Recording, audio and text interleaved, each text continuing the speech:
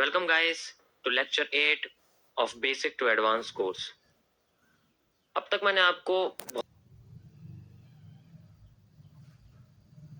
बता दी हैं और अब मैं आपको थोड़ी सी थियोरेटिकली आज बताने जा रहा हूँ। यानी कि मैं आपको आज कुछ ऐसी चीजें बताऊंगा जो आपके साइकोलॉजी पे डिपेंड करती है, क्योंकि आपने, मुझे लगता है कि डेफिनेशन के नाम पे और कुछ टॉपिक्स के नाम पे मुझे लगता है अब तक बहुत सारी चीजें हैं जो कवर हो चुकी है। तो आज से मैं स्टार्ट करने जा रहा हूँ बेसिकली साइकोलॉजी का गेम।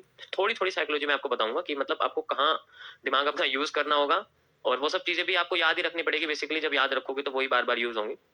मैंने आपको कैंडलस्टिक के पैटर्न्स और साथ में उनके डायरेक्शंस वगैरह और कुछ इंपॉर्टेंट जो कैंडल्स के फीचर्स हैं उनके पैटर्न्स के हिसाब से वो आपको बता दिए। कुछ मैंने आपको अपने भी बताए हैं जो मेनली आपको मार्केट में देखने को मिलने वाले हैं। उसके अलावा आपको और ज्यादा डिटेल में करने की कुछ जरूरत नहीं है। अभी सिंपल रखो, बिल्कुल बेसिक रखोगे तो ज्यादा अच्छा समझ में आएगा। ओके, फिर धीरे धीरे करके 6-6 7-7 महीने बाद जब आप इनको रिवाइज करोगे ना, तब आपको ये चीज अच्छी तरीके से याद हो जाएंगी। देखो, ये एक तरीके से आपके पास मटेरियल है। आपको ये वाला जो वीडियो का मटेरियल है ये अपने 2 साल के पूरे करियर में यूज करना होगा, तब जाके आपको बिल्कुल वैसे ही एक्यूरेसी मिलेगी जैसा आप मुझे लाइव स्ट्रीम पे देखते हो। 12-13 दिन में वीडियो देख के आप बिल्कुल भी वैसे नहीं बनने वाले जैसा मैं आपको लाइव स्ट्रीम पे दिखता हूँ। पहली सुन लो मेरी कहानी से। बन सकते हो अगर कैंडल्स के वॉल्यूम का एनालिसिस करना सीख जाओ। और यही हमारे आज का टॉपिक है, कैंडल्स के वॉल्यूम को पता करना, और साथ में उनके वॉल्यूम के हिसाब से हम प्रेशर कैसे पता कर पाए कि हमें बेरिश प्रेशर मिला है, बुलिश प्रेशर मिला है। मैंने लाइव स्ट्रीम पे कई बार बताया हुआ है बट खुल के बात नहीं करी उसके बारे में। यहाँ मैं आपको पूरी डिटेल के बारे में बताऊंगा किस तरीके से हम कैंडल्स के एक्चुअल प्रेशर को नाप सकते हैं, वो बेरिश है या बुलिश है। तो स्टार्ट करते हैं आज का लेक्चर।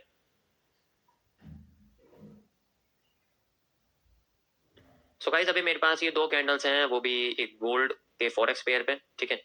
मैं आपको यहाँ पर बताऊंगा सबसे पहले वॉल्यूम के बारे में, यानी कि कैंडल का वॉल्यूम कैसे पता करते हैं, और हमें वो वॉल्यूम पता करना है जो हमारे नेक्स्ट मूव को प्रिडिक्ट करने में हेल्प करे। वो वॉल्यूम नहीं जो किसी काम का नहीं है। जस्ट लाइक वॉल्यूम इंडिकेटर का अगर यूज करोगे तो उसके बेसिस पे क्या करोगे आप?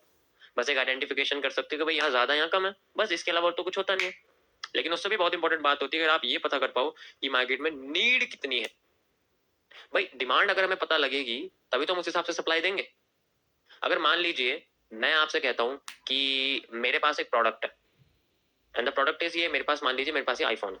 ओके, आज के टाइम में इसकी डिमांड सबके पास है, लेकिन हर किसी के पास इसकी डिमांड पूरी करने के लिए उतना सप्लाई नहीं है। सप्लाई का मतलब यहाँ पैसे से है।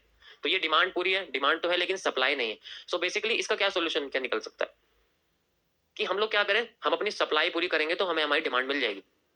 इसी तरीके से मार्केट भी काम करती है। अगर आप ये वाला हिस्सा देखें सेम उसी तरीके से जो कैंडल के अंदर बना हुआ है, ये वाला हिस्सा अगर आप देखेंगे, ये बेसिकली एक डिमांड है। ओके, अब यहां पर मार्केट चाहती है इस जगह की डिमांड, एंड दूसरी ये डिमांड है इस जगह की।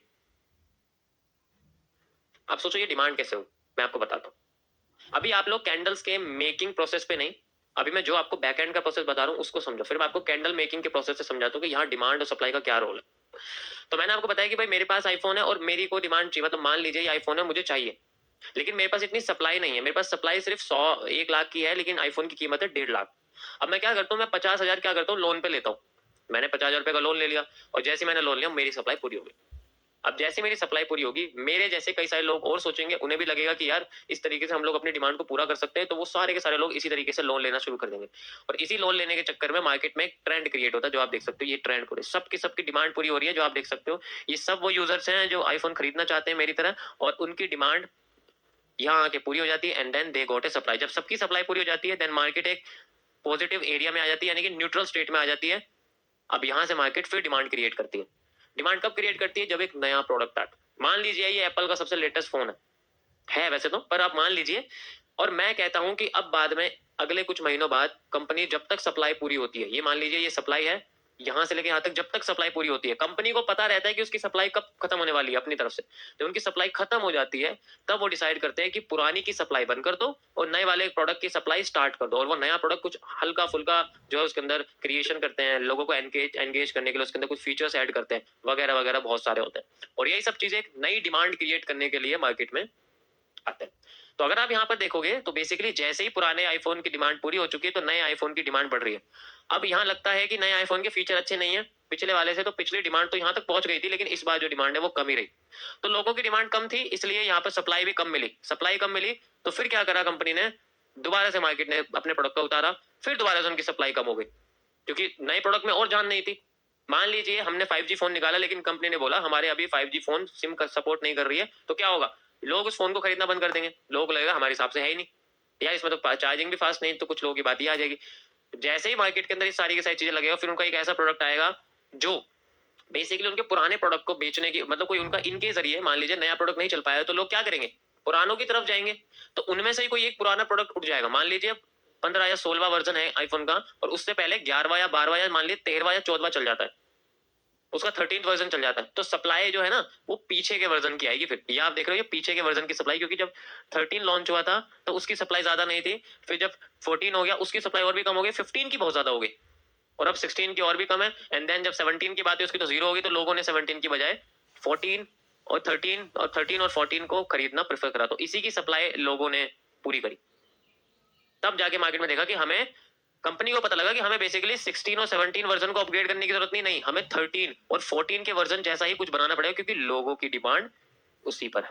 सो ये बेसिकली जो डिमांड होती है ये तब पता लगती है जब कोई प्रोडक्ट खरीदने के बाद बिक जाता है, कंपनी के बाद उसका स्टेटस आता है। उसका स्टेटस नहीं आता कि लोग अभी बोल रहे हैं कि हमें फोन चाहिए, नहीं, कंपनी सेल्स के हिसाब से काम करती है। इसी तरीके से मार्केट भी सेल्स के हिसाब से काम करती है। यहाँ पर डिमांड वहां है जहां सेल सबसे ज्यादा हुई है। कभी कभी होता है कि डिमांड वहां कम होती है जहां सेल भी कम होती है, लेकिन कभी कभी होता है जहां पर सेल बहुत ज्यादा हो गई है लेकिन वह डिमांड नहीं है, कंपनी सप्लाई नहीं करना चाहती, क्योंकि उन्हें पता है कि इस महीने खतरा है। अब खतरे के लिए हमें वो पोजीशन मार्केट में ढूंढनी पड़ेगी। अभी मैं आपको मार्केट की भाषा नहीं समझा रहा, मैं आपको एज ए कंज्यूमर लॉस के बारे में बताऊं कि कंज्यूमर किस तरीके से मार्केट में, मतलब किस तरीके की चीजों को खरीदता है, और कंपनी किस तरीके से एज ए अपना सेलिंग बिजनेस संभालती है। तो यहाँ पर ये जो दो कैंडल है जो मैंने आपको दिखाई, ये किस तरीके से काम कर रही है आप देख सकते हो। यहाँ पर जब मार्केट में डिमांड क्रिएट हुई, तो मान लीजिए उनकी डिमांड को रखा गया। ये वो बंदा है जिसने अपने 1 लाख रुपए कंपनी को दे दिए और बाकी के 50 लाख रुपए का लोन लिया, देन उसको अपना आईफोन मिल गया। आईफोन मिलने के बाद ही मान लीजिए उसकी थोड़ी और डिमांड थी इस जगह पर, उसने और डिमांड रखी किसी ना किसी चीज की कि भाई मुझे फीचर चाहिए, उसकी ये डिमांड भी पूरी हो गई, क्योंकि कंपनी ने बोला भाई सप्लाई बहुत ज्यादा हो चुकी है, अब एक काम करते हैं डिमांड पूरी करना शुरू करते हैं। और इसका एक टाइम आता है, और यही टाइम हमें पता चलता है सपोर्ट और रेजिस्टेंस से। अभी बेसिकली मार्केट रेजिस्टेंस पे, क्योंकि डिमांड बहुत ज्यादा है। तो जब एक टाइम आ जाएगा जब डिमांड पिछली डिमांड के बराबर हो जाती है, यानी कि रेजिस्टेंस के पॉइंट्स पिछले से और अगले मैच हो जाते हैं मार्केट की भाषा में, तो डिमांड पूरी करने का टाइम आ जाता है, तब मार्केट अपने सप्लाई करना शुरू करती है। सप्लाई का एक पॉइंट होता है और उस पॉइंट पे मार्केट सप्लाई करने के एक निशान छोड़ती है। जैसे कंपनी एक निशान छोड़ती है सप्लाई करने के, जैसे कंपनी का सबसे पहला ट्रक अगर बाहर निकले आईफोन से भरा हुआ, पता लगता है कि कंपनी ने अपना पहला सप्लाई छोड़ा। तो वो जो ट्रक होता है वो एक बियरिश एनगल्फिंग की तरह होता है, वो एक शूटिंग स्टार की तरह होता है, वो एक इन्वर्टेड हैमर की तरह होता है। तो वही आपके एक ट्रक ही सिग्नल होता है पूरे के पूरी दुनिया में उस चीज को बांटने के लिए। अगर मान लीजिए किसी एक कंपनी में से वो निकल गया, इसका मतलब ये हो कंपनी ने सप्लाई करी है, एक इंडिकेशन है। इसी तरीके से मार्केट भी इंडिकेट करती है, वो ट्रक के जरिए, वो एक कैंडल होती है, हमें बताती है कि ये एक छोटी सी कैंडल, ये छोटा सा एक ट्रक पूरी दुनिया में फैल जाए। तो यहाँ पर इस तरीके से आप देखोगे तो ये हमारी वाला पैटर्न है। अगर हम इसको कंबाइन करेंगे तो हमें अपनी वाली क्या मिलेगा, यहाँ पर कॉम्बिनेशन करेंगे तो ग्रीन कलर की जो कैंडल है वो बाहर निकल के आएगी, देन पूरी की पूरी शेडो बन जाएगी। अगर इन दोनों कंबाइन, तो हमें यहाँ निकलेगी एक ग्रीन कलर का इन्वर्टेड हैमर, और यही हमारे लिए वो ट्रक है जो आईफोन की फैक्ट्री से निकल के आया है और आगे जाके अब मार्केट में अपनी सप्लाई करेगा। अभी जाएगा सुपर फास्ट और सबकी सप्लाई पूरी कर देगा। आई होप ये आपको वॉल्यूम का एनालिसिस समझ में आया होगा, मुझे पक्का पता समझ में आया आधे लोगों को। इस तरीके से मार्केट में लोगों की डिमांड को पूरा किया जाता है। कभी कभी डिमांड बनाई जाती है, कभी कभी डिमांड, कह सकते हो कि या तो डिमांड को बनाया जा सकता है मैनुअली, आप कुछ ऐसी चीज क्रिएट करो जिससे डिमांड क्रिएट हो। कभी कभी डिमांड जनता खुद बनाती है, एक कंज्यूमर, एक रिटेलर खुद बनाता है डिमांड, जिसे हम लोग क्या बोलते हैं, पेंडिंग ऑर्डर बोलते हैं। मार्केट की भाषा में उस डिमांड को पेंडिंग ऑर्डर बोला जाता है, जिसे हम लोग कंज्यूमर की भाषा में बिडिंग बोलते हैं। बिडिंग करना एक डिमांड होता है, किसी भी चीज के हायर प्राइस को रखना। इसी तरीके से ये बातें तब की हैं जब लॉन्ग में जाना। और मैं अभी आपको मेरा मार्केट कॉन्सेप्ट के जरिए एमएमसी के अंदर लॉन्ग पोजीशन के बारे में बताऊं, तो अभी मैं आपको सारे एमएमसी में लॉन्ग के बारे में बता रहा हूं, पर मैं आपको इसके अंदर शॉर्ट के बारे में भी बताऊं, क्योंकि ये इंपॉर्टेंट है। क्योंकि आपको जैसे आपको लॉन्ग के बारे में पता रहना चाहिए, ऐसे आपको शॉर्ट के बारे में पता रहना चाहिए, क्योंकि आपको समझ में नहीं आने वाला। इसी तरीके से मान लीजिए शॉर्ट टाइम पे होता है, जब सप्लाई पूरी हो गई, मान लीजिए अब सारे के सारे ट्रक फैल चुके हैं, कंपनी से ट्रक निकल गए और सबकी सबकी सप्लाई पूरी हो गई। अब बाद में आखिरी ट्रक निकलने के 1 हफ्ता हो चुका है और फैक्ट्री में से एक भी ट्रक नहीं निकला। अब जो ट्रक आ रहे हैं वो खाली आ रहे हैं। पहला ट्रक आता है 1 हफ्ते बाद, हमें पता लगता है कि मार्केट की सप्लाई खत्म हो गई, सप्लाई खत्म हो गई है, नया स्टॉक आने वाला है। नया स्टॉक आने से पहले एक इंडिकेशन आता है। क्या आता है? एक इंडिकेशन आता है। वही खाली ट्रक जाता है और वही भर के आता है, और अगर वही खाली ट्रक दोबारा भर के आता है एक टाइम के बाद, जिसमें हमें पता चलेगा कि वो ट्रक पुरानी मॉडल से है या नए मॉडल से है, इसकी इंडिकेशन हमें देगी न्यूज। सो न्यूज एनालिसिस वहां काम आएगा। हमें कैसे पता चलेगा कि उस फैक्ट्री में से नया आईफोन का मॉडल जाने वाला है, हमें उसके बारे में पता चलेगा न्यूज से कि भाई एक हफ्ता हो गया, एक हफ्ता पहले वो न्यूज रिलीज हुई थी और एक हफ्ते पहले सप्लाई बंद हो चुकी है। अब जो नए ट्रक्स आएंगे वो बेसिकली पहला ट्रक होगा नए ट्रेंड को बनाने के लिए। मान लीजिए अब हमें ऊपर तो पता लग गया, ऊपर का तो वॉल्यूम यहाँ फिलअप हो गया, देख सकते हो ये वॉल्यूम फिलअप हो गया, मार्केट ने इससे ज्यादा की सप्लाई कर दी, देन मार्केट में ट्रेंड हो गया। समझ गए आप कैसे हुआ? यहाँ पर ऊपर भी डिमांड थी भाई, सप्लाई की और भी डिमांड थी, लेकिन कंपनी ने बोला हम ज्यादा सप्लाई नहीं, अब ज्यादा डिमांड नहीं लेने वाले, अब हम कम डिमांड वालों की सप्लाई पूरी करेंगे। तो कम डिमांड वालों की सप्लाई नीचे है, ज्यादा डिमांड वालों की सप्लाई ऊपर करनी, डिमांड और बढ़ जाएगी। यहाँ डिमांड कम है तो थोड़ी सी सप्लाई कर दो। तो कंपनी ने सोचा भाई चलो एक काम करते हैं, थोड़ी सी डिमांड यहाँ पर है, इनकी सप्लाई थोड़ी बहुत बची है, इनकी कर देते हैं। तो कंपनी ने इनकी जब डिमांड करी तो इनके साथ साथ और भी बीच में आगे कह रहे थोड़ा मुझे भी दे दो, इनकी भी डिमांड पूरी कर दी, इसके साथ साथ पूरी की पूरी सबकी सबकी डिमांड पूरी होगी। तो इस तरीके से वॉल्यूम फिलअप इसको बोलते हैं, this is called a volume fill up. ये वॉल्यूम जब फिलअप हो जाता है ये बेसिकली लास्ट जो सप्लाई होती है उससे पता लगता है। ये एक सप्लाई है, यानी एक रेड कैंडल है। ग्रीन ट्रेंड के अंदर जब एक रेड कैंडल बनती है तो उसकी सप्लाई पता करते हैं। इससे पहले आप देखोगे तो पहले क्या हुआ, पहले बेसिकली मार्केट में ऊपर की डिमांड को पूरा गया, क्योंकि पहले क्या था, डिमांड थोड़ी थी, पहले डिमांड थोड़ी थी तो सोचा भाई थोड़ी सी डिमांड है चलो इसे भी पूरा कर लेते हैं। अगर आप ऊपर की शेडो को देखोगे, बेसिकली ऊपर की विक को देखोगे, तो यहाँ पर आपको एक चीज नजर आएगी कि ये थोड़ी है। तो मार्केट ने इसी को जो है भरने के लिए सोचा कि ये थोड़ा सा वॉल्यूम बचा हुआ है बायर्स का, तो थोड़ा से बायर्स को बुला लेते हैं। लेकिन नीचे सेलर्स का ज्यादा था, इन्होंने सोचा सेलर के लिए भी बहुत ज्यादा है, थोड़ा और वॉल्यूम इकट्ठा होने दो, थोड़ी और डिमांड आने दो, जब डिमांड और बढ़ जाएगी फिर एकदम से सबकी सब डिमांड पूरी कर देंगे। यहाँ पर आई मार्केट, यहाँ देख सकते हो यहाँ पर क्या हुआ, अब ऊपर की साइड डिमांड ज्यादा बढ़ गई, नीचे की साइड कम हो गई, तो उन्होंने सोचा नीचे कर दो भाई अब इसको, तो मार्केट हमने आपको नीचे कर दिया। इस तरीके से वॉल्यूम फिलअप काम करता है। जब नेक्स्ट मार्केट नीचे आई, देन मैंने क्या बोला, नया स्टॉक आने वाला है, और अब हमें पता लगता है कि ये वाला स्टॉक थोड़ा सा पीछे से ज्यादा अच्छा नहीं है, तो डिमांड शुरुआत में कम हो जाएगी, ऑब्वियस सी बात है। भाई जो मॉडल है हमारे पास आईफोन का, उसमें फीचर अच्छे नहीं आए, मान लीजिए उसके अंदर 3 की जगह इन्होंने 2 कैमरे दे दिए प्रो में, मान लीजिए एग्जांपल है, फिर क्या करेगा बंदा, तो प्रो के लिए पैसे दे रहा है लेकिन उसे सिर्फ 2 कैमरे मिल रहे हैं। अब वहां पर डिमांड हो जाएगी आधी से भी कम, और इसकी एग्जाम्पल आप देख सकते हो, ये यहाँ पर डिमांड थी बहुत ज्यादा और यहाँ देख सकते हो कितनी कम हो गई, समझ गए, जिसमें से आधी सप्लाई तो पहली हो गई है। अब क्या होगा मार्केट के अंदर, सप्लाई जिस साइड की कम है मार्केट उस साइड जाएगी, यानी कि सप्लाई की साइड कम है, देख सकते हो सप्लाई ऊपर की कम है, फिर और बढ़ती जा रही है ऊपर की, और कम हो गई, एंड देन यहाँ पर जब लास्ट बार आती है और देख सकते हो आप इसकी थोड़ी सी डिमांड पूरी करी लेकिन इसकी पूरी की पूरी फिल कर दी, तो मार्केट नीचे आ गई। तो यहाँ पर बेसिकली जो वॉल्यूम का जो काम है वो यही है, आप देख सकते हो। और जो मैंने आपको बताया था कि अब नया स्टॉक मार्केट से निकलेगा, जो नया ट्रक निकलेगा, अब यहाँ पर एक दोबारा से हमें एक नीचे की साइड से सिग्नल मिलेगा एक नए ट्रेंड के लिए, यानी कि पता चलेगा कि मार्केट में नए वाले डिमांड आने वाली है। तो डिमांड के लिए सबसे पहले सप्लाई को जानना जरूरी, सप्लाई खत्म होगी अब डिमांड शुरू होगी। जैसी सप्लाई खत्म हो जाएगी हमें पता लगेगा कि एप्पल ने अपने मैन्युफैक्चरिंग बंद कर दिया, मैन्युफैक्चरिंग बंद करते ही मार्केट के अंदर डिमांड शुरू होती है नई चीज की। जैसी डिमांड शुरू होती है हमें एक सिग्नल मिलता है, this is a signal for a new demand, और यही हमारे लिए एक अवेयरनेस है, this is called awareness candle. आपने देखा होगा कैंडल स्टिक पैटर्न्स के अंदर ये अवेयरनेस कैंडल जो हमें बताती है कि मार्केट में डिमांड आने वाली है बहुत तगड़ी वाली। भाई उसके फीचर्स के हिसाब से डिमांड आएगी, अच्छे फीचर्स ज्यादा आ जाएगी, कम है तो कम आएगी, पिछले के मुकाबले डिमांड कम है। ओके, सो यहाँ बेसिकली क्या होता है, फिर बाद में एक मार्केट पैटर्न आती है, इन दोनों कंबाइन कर देंगे तो हमें एक हैंगिंग मैन दिखेगा। अगर रेड को और ग्रीन को कंबाइन कर देंगे तो हमें एक हैंगिंग मैन दिखेगा, ऊपर रेड कैंडल बचेगी और नीचे पूरी शिविक हो जाएगी। अब ध्यान से देखो भाई, अगर मैं ग्रीन और रेड को प्लस कर दूंगा तो माइनस में रेड वाली बचेगी, तो हमारे लिए एक रेड कैंडल बन गई है। तो रेड कलर की जो हैमर जैसी कैंडल होती है उसे हम लोग हैंगिंग मैन बोलते हैं, यानी कि रेड हैमर होती है। और ये भी ये इंडिकेशन कहती है कि मार्केट में नीचे से प्रेशर आ रहा है, जिसके बारे में मैं आगे बताऊंगा आपको।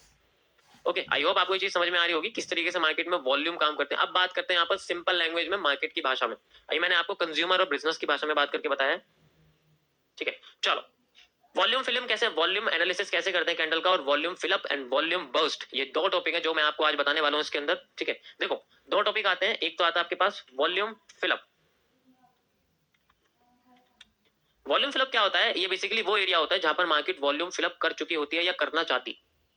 मान लीजिए 2 कैंडल है, आई मैंने आपको दिखाई, उसकी एक शेडो है, दूसरे की भी शेडो है। अब हमें नहीं पता मार्केट कहां जाएगी, ऊपर नीचे दोनों में शेडो है, तो मार्केट जिस एरिया में कम डिमांड होगी और जिस एरिया में सप्लाई की जरूरत भी नहीं होगी ज्यादा, तो मार्केट उस टाइप मूव करने की कोशिश करेगी। ओके, यानी कि जहां मार्केट में विक्स बहुत छोटी होंगी वहां मार्केट मूव करना कोशिश करेगी। डिपेंड करता है कि उन्होंने उन विक्स का वॉल्यूम बढ़ाया या नहीं बढ़ाया। इसके लिए हम लोग क्या करते हैं, बेसिकली मार्केट में इस तरीके से एक एरिया क्रिएट करते हैं। मान लीजिए सबसे ऊपर है, जैसे सबसे पहले ग्रीन कैंडल के बाद एक रेड कैंडल बनी, ठीक है, हमने इसका हाई और लो मार्क कर दिया। हमने देखा कि जो भी कैंडल इसके ऊपर जाएगी वहां मार्केट में बुलिश स्ट्रक्चर आ जाएगा, लेकिन पहला बुलिश स्ट्रक्चर है तो फेल कर सकता है। कंटिन्यू करा, पहला बुलिश स्ट्रक्चर बना, कंटिन्यू करने के बाद देखा भाई अगली कैंडल ऊपर गई, देन अगेन फिर नीचे आ गई, ओके, यहाँ फिर से एक रेड कैंडल बन गई। अब यहाँ पर हमने दोबारा से इस कैंडल को देखो वॉल्यूम फिलअप का क्या कॉन्सेप्ट है तुम्हें समझ में आया कि मार्केट में इस कैंडल को क्रॉस करते ही मार्केट में बुलिश हो गई।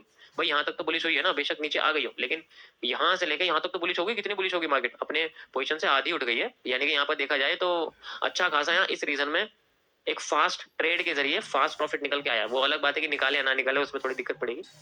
अब दोबारा से एक रेड कैंडल बनती है। अब यहाँ देखोगे यहाँ बड़ी शेडो या छोटी शेडो, तो मार्केट हमेशा हायर टू लोअर कंसंट्रेशन में फ्लोट करती है, मतलब कम से ज्यादा से कम में जाने की कोशिश करती है। तो आप देख सकते हो मार्केट ने क्रॉस किस जगह करा है। अगर इस जगह फ्लोट कर देती, क्रॉसिंग कर देती मार्केट कैंडल, यानी कि इसका फिलअप कर देती, तो मार्केट ऐसे फिलअप कर देती तो ऊपर चली जाती। लेकिन अगर इसका ऐसे फिलअप कर देती तो मार्केट नीचे चली जाती, और मार्केट ने इसको फिलअप करा है, देन मार्केट मूव करके नीचे आ गई।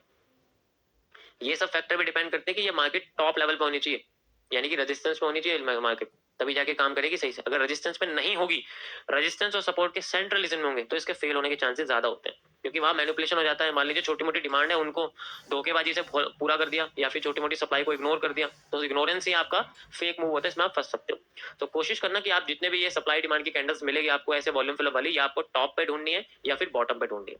मैंने आपको टॉप का बता दिया, मैं आपको बॉटम का समझाता हूँ। बॉटम पे आपको ग्रीन कैंडल के साथ कैसे एनालिसिस करना है।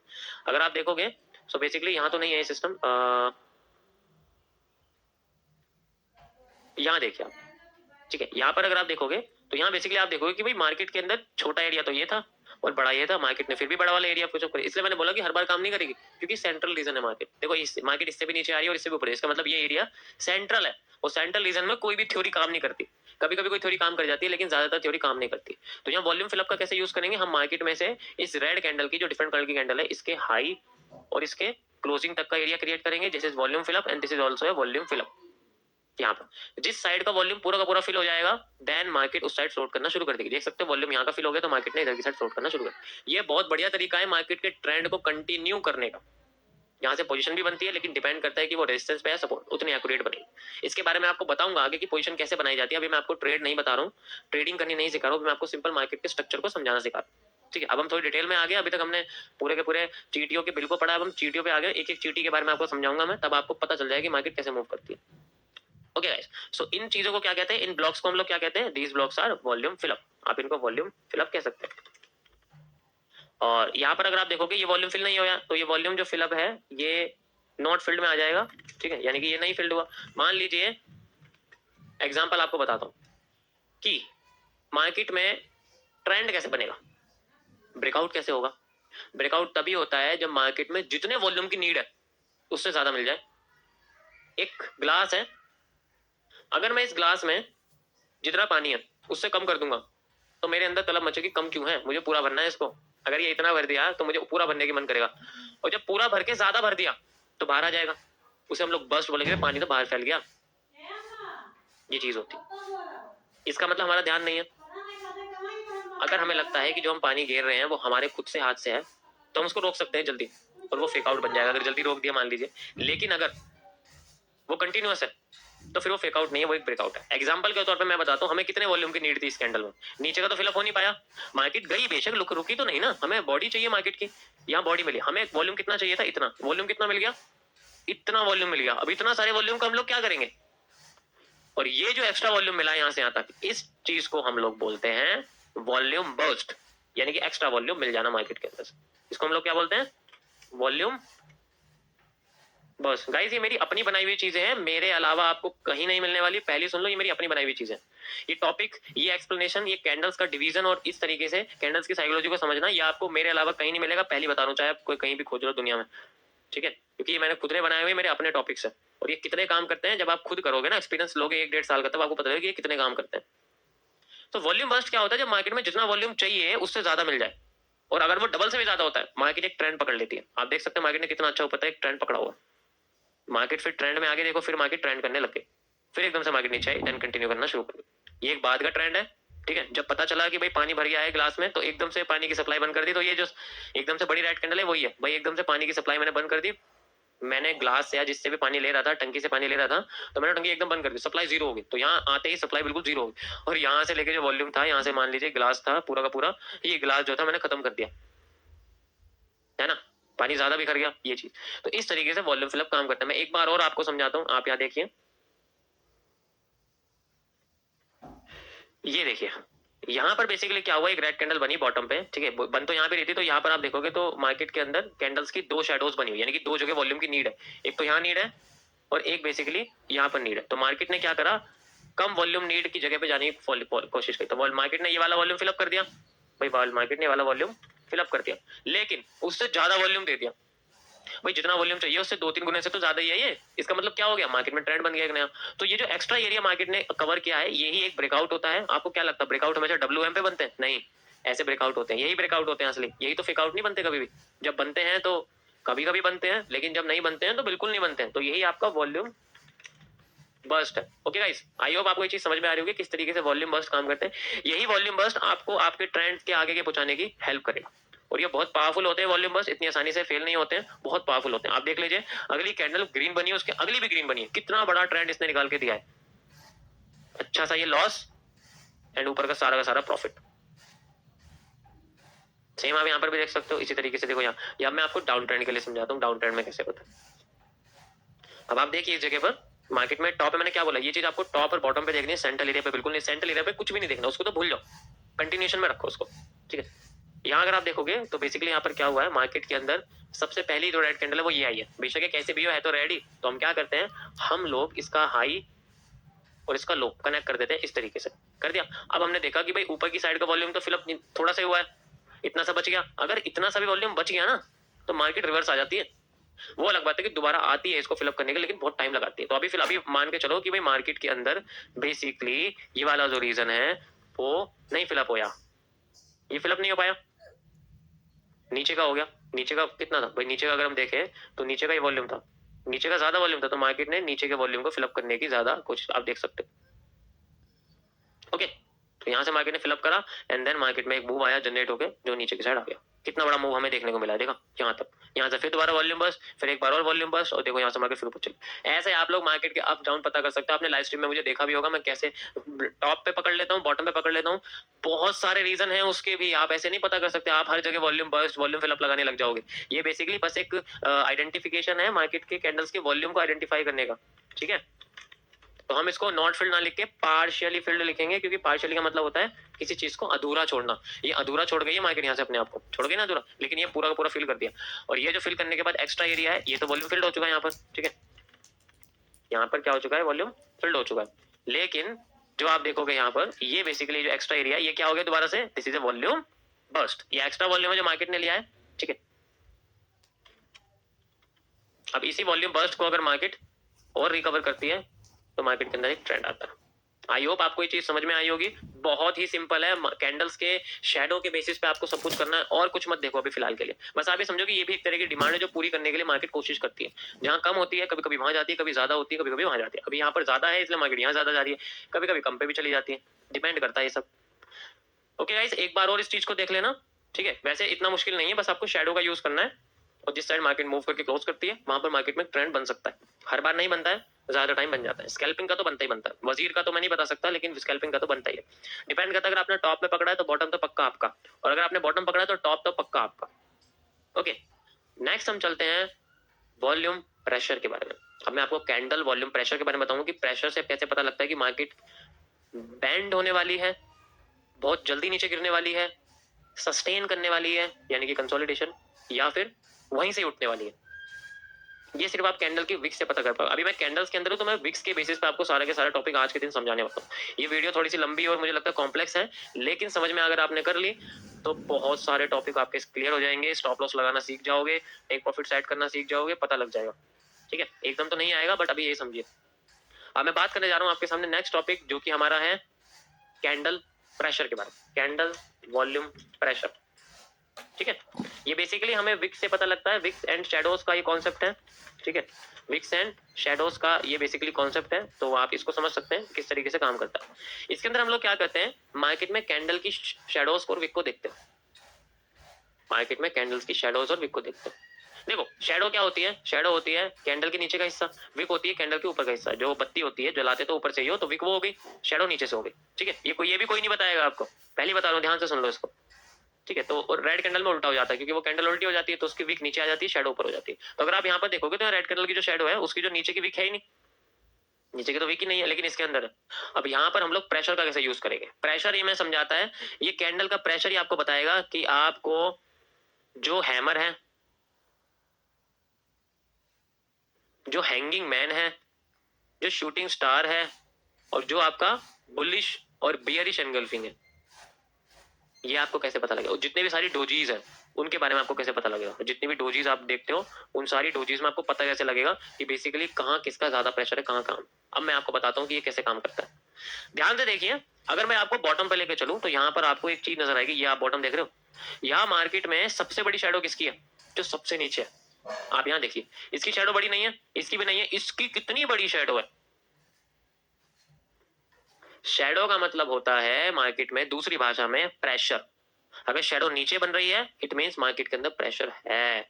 और ये शैडो भी डिपेंड करती है कि ये रेड कैंडल पे बन रही है, ग्रीन पे। अगर ये ग्रीन पे बन रही है इट मींस मार्केट के अंदर पॉजिटिव यानी कि बुलिश प्रेशर आ रहा है। और अगर बुलिश प्रेशर आ रहा है इट मींस मार्केट नीचे आने के बिल्कुल भी मूड में नहीं। ऊपर अगर आप देखोगे मार्केट के अंदर ऊपर से प्रेशर आ रहा है और मार्केट नीचे भी आ गई, लेकिन इस प्रेशर के सामने इसका प्रेशर ज्यादा नहीं है, क्योंकि मार्केट देखो यहाँ तक आ गया फिर ऊपर चली। इट मींस इसका प्रेशर बहुत पावरफुल। अगर आप बॉटम के प्रेशर की बात करोगे तो बिल्कुल एक्यूरेट जाएंगे। सेंट्रल एरिया तो ऐसे ही होते हैं। एक बार और मैं आपको टॉप पे दिखा देता हूँ। आप यहाँ देखिए, यहाँ पर आपको बेसिकली किस चीज का प्रेशर दिखता है? सबसे पहले आपको दिखता है मार्केट में प्रेशर कैसे पता लगोगे? कैंडल्स की शैडो बढ़ती चली जाएंगी। कैंडल की शैडो बढ़ती चली जाएंगी। कैसे बढ़ती चली जाएंगी? ध्यान से देखोगे आप तो यहाँ पर देखो, बेसिकली यहाँ देखो, मैं आपको जूम करके दिखाता हूँ। यहाँ देखो, जब ग्रीन कैंडल बननी शुरू हुई इसके ऊपर की शैडो कम थी। इसको इग्नोर करो, ये बहुत बड़ी है। ये और बड़ी हो गई, ये और बड़ी होती जा रही है, और नेक्स्ट में बहुत ही बड़ी बन गई और सीधे मार्केट नीचे गिर गई। अब ये कैसे बनेगी? इसकी थोड़ी सी साइकोलॉजी तो आपको एडवांस लेवल पे सीखनी पड़ेगी। अभी आप सिंपल ये समझो कि मार्केट के अंदर डाउन ट्रेंड आया किसकी वजह से? जब कैंडल्स की शैडोज ऊपर से बढ़ने लग गई। ऊपर से बढ़ने का क्या मतलब होता है ग्रीन कैंडल में? कि मार्केट में ऊपर से बियरिश यानी कि नेगेटिव प्रेशर आ रहा है। बियरिश प्रेशर मार्केट के अंदर आ रहा है। नेगेटिव जो प्रेशर होता है वो मार्केट के अंदर आ रहा है। ओके, अगर आप एक चीज और नोटिस करो कि मार्केट में मैंने आपको बताया कि जब बुलिश प्रेशर आ रहा होता है तो ग्रीन कैंडल की नीचे की जो विक होती है, नीचे की जो शैडो होती है, वो क्या करती है? वो कम होने लग जाएंगी। और जब बुलिश प्रेशर आ रहा होता है तो बढ़ने लग जाती है। तो यहाँ अगर आप देखोगे उल्टा हो रहा है। यहाँ क्या हो रहा है? यहाँ बेसिकली सबसे नीचे वाली जो कैंडल थी उसकी शैडो अगर आप देखोगे ये बहुत बड़ी है, ये और कम हो गई, ये और कम हो गई, ये बिल्कुल ही कम हो गई। और जब बात आई मार्केट में तख्ता पलट की, तख्ता पलट क्या होता है? जब मार्केट में शुरुआत जिससे होती है उसी का उल्टा ऊपर बन जाता है, इट मींस वही टॉप है। अब इस रेड कैंडल का जो साइकोलॉजी आपको कैसे पता लगेगी? इससे पहले वाली ग्रीन कैंडल से। क्योंकि जब ये ट्रेंड बना था यहाँ पर तो इसकी शुरुआत हुई थी एक हैमर से, इसकी एंडिंग हो रही है एक पार्शियल इन्वर्टेड हैमर से। कॉम्बिनेशन बना दोनों के बीच में। आप कैसे सोचोगे? कैसे? देखो, जब यहाँ पर ट्रेंड बना था रेड के बाद तो सबसे पहले वो कैंडल बनी जिसकी ऊपर की विक छोटी थी और नीचे की शेडो लंबी थी। अब यहाँ पर क्या है? यहाँ देखोगे आप तो आपको एक चीज दिखेगी। अब सबसे टॉप पे जो कैंडल बनी है उसके साथ क्या समस्या है कि यहाँ पर मार्केट में ऊपर की विक तो लंबी होगी लेकिन नीचे की शेडो छोटी होगी। बन गया उसी का रिवर्सल। तो ये कोरिलेशन बन गया आपके बीच में एक हैमर का और एक इन्वर्टेड हैमर का, यानी कि जिसने उठाया उसी के उल्टे ने गिराया। ये वही चीज है यहाँ पर। इसी की वजह से यहाँ पर अभी आपको नहीं पता, आप लोग वेट करोगे रेड कैंडल बन गई, अब यहाँ से सेलिंग तो आएगी। भाई ने समझाया था कि जब मार्केट में विक छोटी होने लग जाती है मार्केट में सेलिंग है। तो आप क्या करोगे अभी शुरुआत के टाइम में? बेसिकली इस बड़ी रेड कैंडल का वेट करना है आपको और इसके बाद मार्केट में आपको ट्रेंड देखने को मिलेगा। इससे पहले बिल्कुल मत चलना क्योंकि रिस्की होता है, आपको नहीं पता अभी सब। हम चल सकते हैं, हमें पता होता है कि मार्केट में किस साइड हम यहाँ तक चलेंगे और वेट करेंगे कि मार्केट में शेडो बनी है यहाँ से यहाँ तक का stop loss, and then we can, जितनी बड़ी आपकी रेड कैंडल की बॉडी होगी इतने में तो टेक प्रॉफिट निकाल के निकल जाएंगे। आपको ऐसा बनाऊंगा मैं धीरे धीरे करके, लेकिन अभी आपका ऐसा बनने का टाइम नहीं है। तो आप बेसिकली स्टॉप लॉस भी आपको इस बड़ी सी रेड कैंडल का ही लगाना पड़ेगा और 50% से ज्यादा, यानी कि इतना। अब आपके पास इतना आ गया, then you can continue your trend यहाँ से यहाँ तक। इस तरीके से आप मार्केट में कैंडल्स की शेडोज के बेसिस पे अपना काम। अब देखो, अभी नीचे आ रही है ना, अभी नीचे देखते हैं। ऊपर सबसे ज्यादा प्रेशर आया, ठीक है। अब आप अगर देखोगे, अब रेड कैंडल की बात करते हैं। अब यहाँ पर इन्वर्सल होगा। मेरा मार्केट कॉन्सेप्ट मुझे समझाना तो नहीं चाहिए, लेकिन पहली पहली बार मैं आपको समझा रहा हूं तो आप समझिए। अब मार्केट में ऊपर से प्रेशर आना कम होता जा रहा है, शैडो कम होती जा रही है, इसका मतलब ऊपर से बेरिश प्रेशर आना कम होता जा रहा है। कैसे कम होता जा रहा है? यहाँ देखो, यहाँ बड़ी शैडो थी, यहाँ छोटी हो गई, यहाँ और छोटी हो गई, यहाँ और छोटी, और यहाँ देखोगे यहाँ एक भी शैडो नहीं थी और यहाँ शैडो आने लग गई। अगर रेड कैंडल में नीचे से शैडो है इसका मतलब क्या हो रहा है? मार्केट में बुलिश प्रेशर आ रहा है, नीचे से ऊपर प्रेशर आ रहा है, नीचे से ऊपर प्रेशर आ रहा है ना, ऐसे करके, तो नीचे शैडो आने लग गई है। अगर आप देखोगे धीरे धीरे करके मैं आपको दिखाता हूँ यहाँ पर, और नीचे चलते हैं। अब देखो, ये ऊपर की शैडो छोटी हो गई और नीचे की बढ़ती जा रही है, और यहाँ देखोगे ऊपर की भी बड़ी है, नीचे की बड़ी। इसका मतलब तुम देखो, ओवरऑल देखा जाए तो मार्केट की बॉडी भी तो खत्म हो गई यहाँ के। इसका मतलब नीचे की शैडो ने खत्म करी है, ऊपर की शैडो नहीं करी। नीचे की शैडो ने खत्म करी है इसकी बॉडी। इसका मतलब मार्केट में बुलिश लोग आ रहे हैं। अब कब आएंगे इसका आइडेंटिफिकेशन पता चलेगा, एक इन्वर्टेड इन्वर्टेड कैंडल की वजह से, और जो कि अभी तक आई नहीं है। इन्वर्टेड कैंडल आई है यहाँ पर, एक भी नहीं आई ना रेड, कोई भी नहीं आई, जबकि उल्टी आ गई। अब ये कह रही है कि अब दोबारा से यहाँ मार्केट में बेयरिश प्रेशर आ रहा सेम टू सेम, और फिर मार्केट ने कंफर्म करा, देन मूविंग डाउन। अगर यहाँ पर इन्वर्टेड टाइप जैसे मान के चलो यहाँ क्या हुआ, उल्टा हो गया, यहाँ ये कैंडल अगर इसी का इन्वर्जन बन जाता, यहाँ अगर हैंगिंग मैन बन जाता, ये शूटिंग स्टार बना है, आप अपने कैंडल्स के नाम खोल के बैठो तो आपको दिखेगा वहां पर ये शूटिंग स्टार बना है, अगर यहाँ उल्टा बन जाता इसका हैंगिंग मैन बन जाता, तो ये मार्केट यहाँ से नीचे नहीं गिरती, फिर ऊपर उड़ जाती, क्योंकि अब मार्केट में ऊपर से प्रेशर दिखा रहा है कि भाई मार्केट में ऊपर से प्रेशर फिर से कंटिन्यू हुआ, यानी कि यहाँ से प्रेशर आना शुरू हुआ और यहाँ आते एकदम खत्म हो गया, यहाँ जीरो हो गया बायर्स का प्रेशर, यहाँ आके फिर सेलर्स का प्रेशर आया, आप देख सकते हो इससे।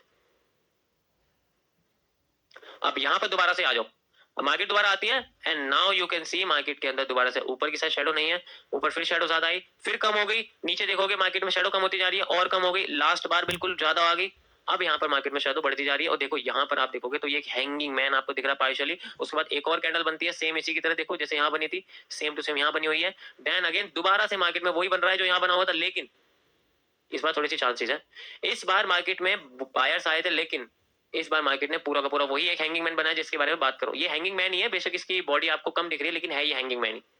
यहीं से मार्केट में सबसे बड़ी बाइंग जनरेट होती है, सबसे बड़ी शेडो इसी कैंडल की, आप देख सकते हो सबसे बड़ी शेडो इसी कैंडल की, इससे बड़ी शेडो यहाँ किसी की भी नहीं। इट मीन मार्केट के अंदर ये बहुत बड़ा बाइंग प्रेशर आने वाला है, यही मार्केट में एंट्री ली, यहाँ से यहाँ तक का स्टॉप लॉस लिया, and you can see this is the biggest profit of this trend.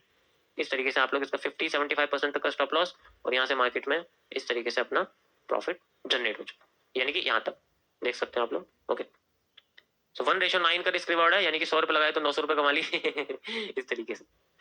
I hope आपको ये कैंडल्स के प्रेशर का एनालिसिस समझ में आया होगा। देखो शुरुआत के लिए थोड़ा सा मैं समझ सकता हूँ कि बहुत ही एडवांस है, लेकिन अगर आप ध्यान रखोगे तो पक्का समझोगे, और मैं आपको बता रहा हूँ, मैं अपने एक्सपीरियंस से बता रहा हूँ, इसके अलावा मार्केट में सब चीज बेकार है, क्योंकि अगर आपने मार्केट के टॉप बॉटम को पकड़ लिया ना तो बहुत बड़े बड़े रेशियो निकल के आएंगे, आपको पूरे महीने ट्रेड करने की जरूरत नहीं है, पूरे महीने ट्रेड करने की जरूरत नहीं है, महीने की 2 ट्रेड लोगे 20 से 30% का प्रॉफिट निकल जाएगा, और पूरे महीने आराम से बैठो।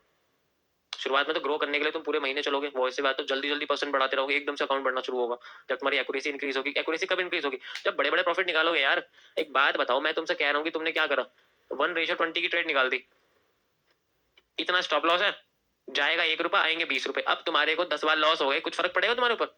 11वें ट्रेड में तुमने फिर से 1:20 बना ली, अब तुम फिर से कितने पे हो गए? अब तुम्हारे पास 30 रुपए का प्रॉफिट है, कुछ फर्क पड़ा? नहीं पड़ा ना फर्क। लेकिन ये निकालनी तो सीखो, 1:20 की कहां से पकड़ोगे, पकड़ ही नहीं पाओगे।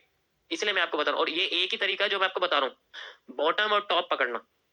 अगर आप स्मार्ट मनी कॉन्सेप्ट के तरीके से जाओगे, जिसको अभी नए हैं उनको नहीं पता स्मार्ट मनी कॉन्सेप्ट एसएमसी क्या होता है, जिनको पता है कभी नहीं पकड़ पाओगे इतने लंबे पोजीशन में। अब भी बता रहा हूँ 1:20 तो हद है, पकड़ ही नहीं पाने के एसएमसी से। This is the only strategy candlestick के बेसिस पे जो आप पकड़ सकते हो, और अभी मैं स्ट्रेटेजी बताई भी नहीं, बस आपको सिंपल एक वॉल्यूम एनालिसिस के बेसिस पे बता रहा हूँ। So guys, this is the volume pressure, volume burst and volume fill up.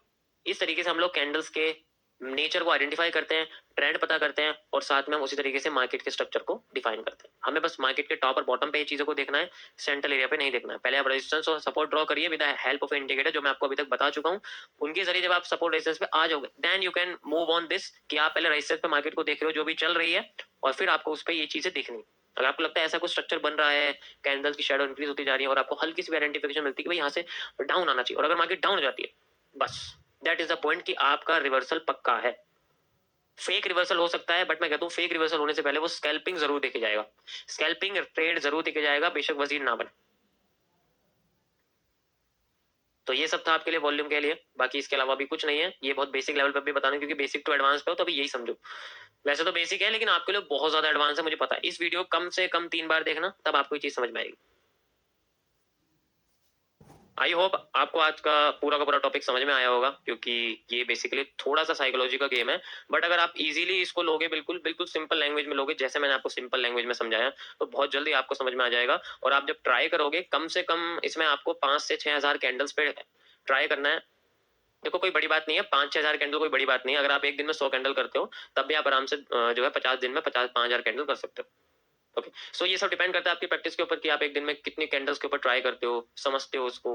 अगर आपको ये गेम समझ में आ गया, तो पूरी मार्केट का स्ट्रक्चर या मूवमेंट आप पता कर पाओगे विद एक्यूरेसी ऑफ 70 से 80% की एक्यूरेसी के साथ। क्योंकि देखो हर चीज तो काम नहीं करेगी, लेकिन जब काम करेगी तो आप सबसे ऊपर दिखाई दो, और मैं भी यही चाहता हूँ। थैंक्स फॉर वॉचिंग गाइस, अब मिलते हैं आपको नेक्स्ट लेक्चर में, तब तक के लिए प्रैक्टिस कीजिए and then rest. Good bye.